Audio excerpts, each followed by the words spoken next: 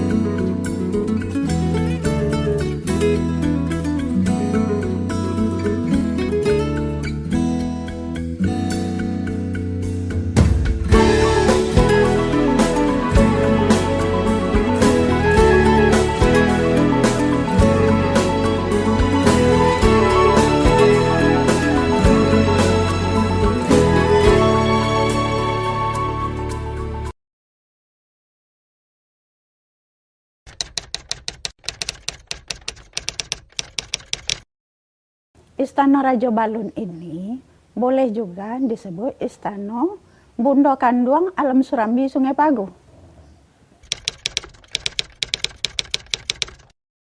Istana ini biasanya digunakan untuk pertama patah tumbuk ilang baganti raja misalnya satu. Yang kedua, istana ini berfungsi juga untuk nenek-nenek mama. Misalnya ada persoalan tentang baik sako maupun pesako yang tidak tuntas di bawah, dinaikkan ke sini, ke Istana Raja Balun ini. Jadi istana ini sama dengan tingkat tinggi yaitu MA kalau di pemerintahan.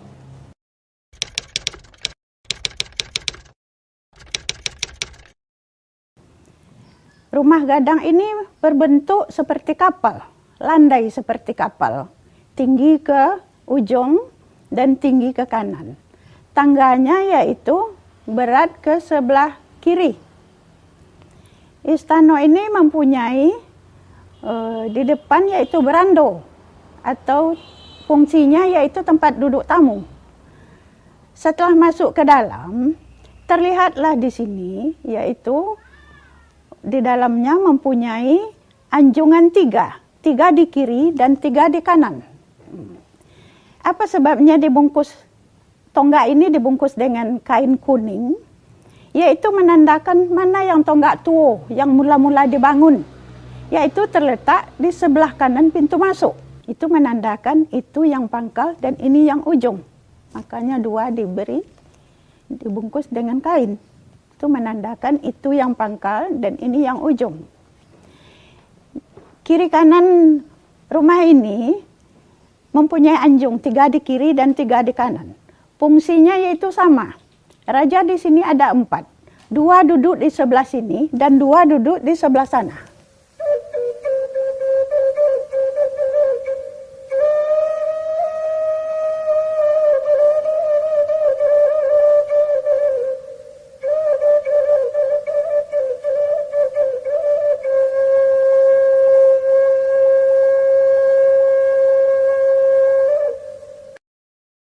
Rumah ini puncaknya atau tiang gonjongnya ada 6, jendela 5 yaitu puncak 6 yaitu rukun iman. Jendela 5 yaitu rukun Islam. Jadi di sebuah rumah gadang sudah terlihat adat besandi sarak, sarak besandi kitabullah. Itulah yang melambangkan di sebuah rumah gadang atau di Minangkabau. Khususnya di Alam Surambi, Sungai Pagung. Di tengah-tengah dataran rendah, yaitu yang disebut lanjar, mempunyai 3 lanjar. Lanjar depan, lanjar tengah, dan lanjar belakang. Nah, mempunyai 3 lanjar rumah ini, yaitu tempat duduk nenek mama dari bermacam suku. Nah, sinilah duduknya. Dia tahu sendiri kalau nenek mama mau naik ke rumah ini di mana tempat duduknya. Dia sudah tahu. Misal di suku itu, di suku ini, saya di sini duduk. Dia sudah tahu sendiri di mana tempat duduknya. Nggak usah diatur lagi. Tiang atau tonggak yaitu 24 buah. Kalau rumah gadang biasa, tonggaknya 20 cuma. Kalau ini berbeda.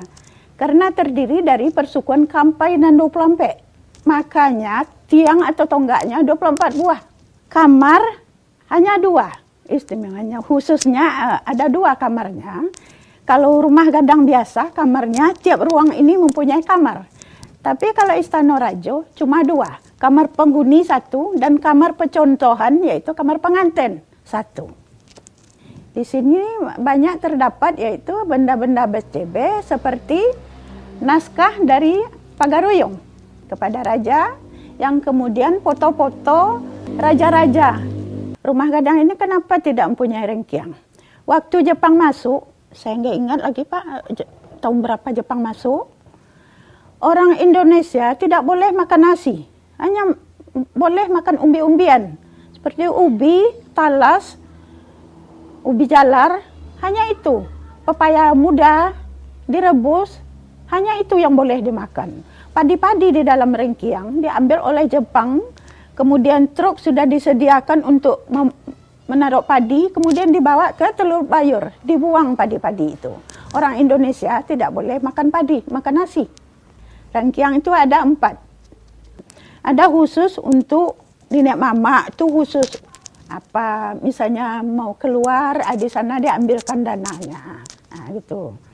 Ada juga setengah lapar ini umpamanya kalau ada orang-orang kampung yang berkekurangan, dibantulah dengan itu. Lain pula rengkiangnya Pak. Nah itu yang dinamakan setengah lapar tadi. Nah diberikan kepada orang-orang kampung. Jadi lasung-lasung itu di depan rengkiang letaknya Pak. Dulu kincir, heler belum punya. Hanya padi sesudah dijemur, ditumbuk dengan alu. Nah, itulah fungsinya lasung-lasung itu yang ada di depan tadi.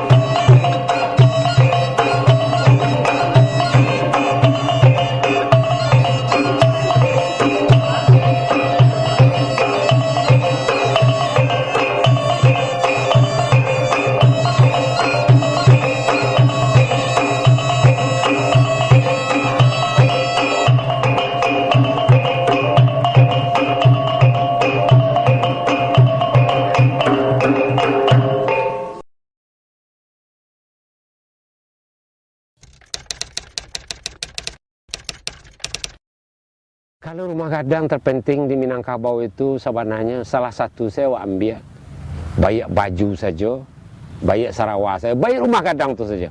Nang rumah gadang tu yo gadang sadunya.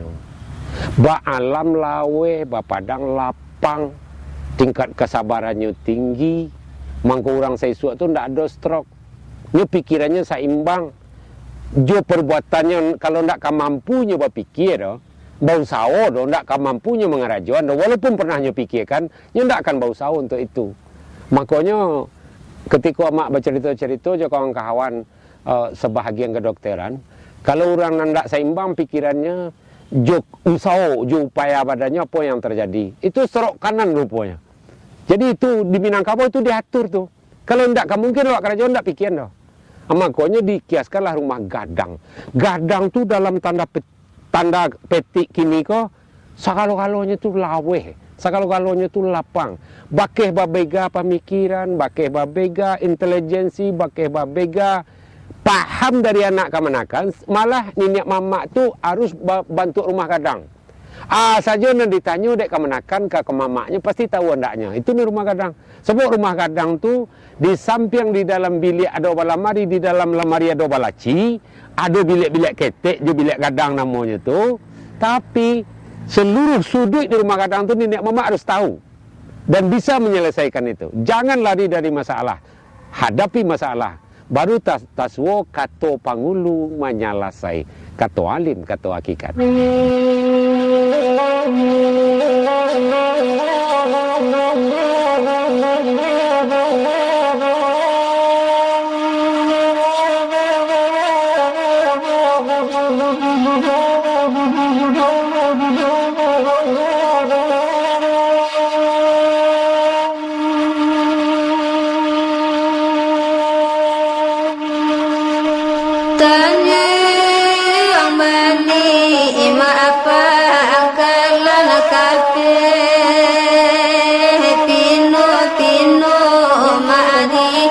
dalam padi onden